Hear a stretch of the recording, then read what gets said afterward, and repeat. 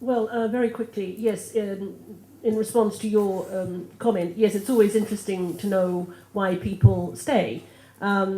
It's the three questions. I think it's a question of priority. You'd obviously find that some people made a very good living being a doctor in Ghana, so why would they leave? They're Ghanaian. They don't particularly want to live elsewhere.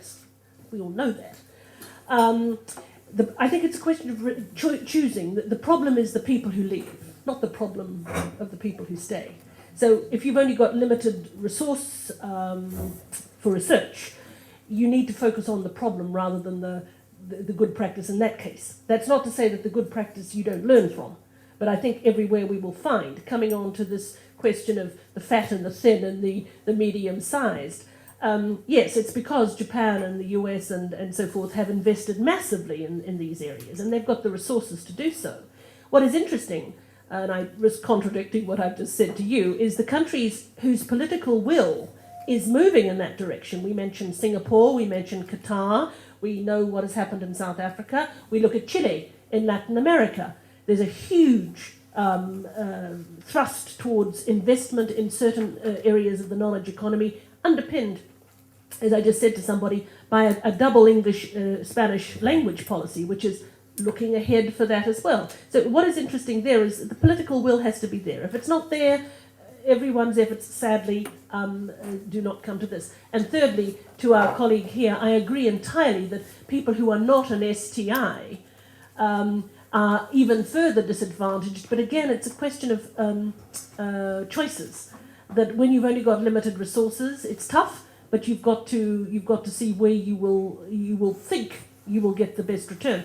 That is not to say that the social sciences are not of the greatest importance, because they, as someone said the other day in a meeting I was at, they irrigate the sciences. They tell us how society is working. And again, I think the social scientists, and I'm a sort of one myself, have a great opportunity to reinvent themselves, because they're the people who understand why things are happening and how they're having an impact. And sometimes they're extremely esoteric and jargon-driven, excuse me for being rather self-critical, but instead of that, more or less saying, well, this is how society is working and this is what we can expect to happen unless we change course, I think is a very great opportunity. Thank you. What about humanities? Even more so. I quoted the question of Shakespeare, and we're living Shakespeare every day. And other great writers everywhere. I mean, the humanities teach us what has happened about people. And if we're trying to get more back into a more human society where people are more decent to one another, and let us hope that will be the case, it is literature of all countries which will teach us better than anything else about that.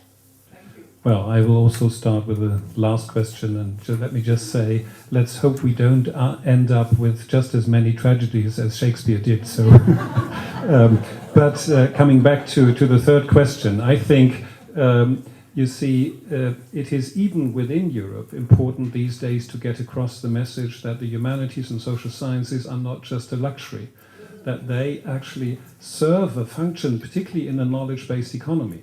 And what we've been trying to do with this program in Sub-Saharan Africa as well as in Central Asia is to also upgrade the knowledge base in the humanities and social sciences. And if you deal with climate research, with resources issues, or even last week in engineering, it became pretty clear that the projects themselves could not just be technically oriented. If you talk about sustainable value chains, you need the expertise of sociologists, of economists, and so on and so forth.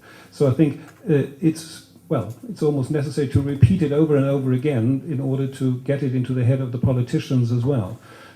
As far as these strange maps are concerned, of course, you see, what we have to develop is a concept of co-evolution of both, of the research base in these countries and of the economy. Because only if the two go together, then we can hope in the long run to break the conflict trap in which most of the African countries, for instance, are caught in every now and then. With respect to the first question, I think it's pretty clear that you have to take a long-term view on these issues, and it's a matter of attractiveness. For instance, my foundation was supporting young doctoral students from China in the 1970s and 80s. They were very, very fiercely selected. They learned German within 3 years. They completed their PhDs within 3 years in German, by the way.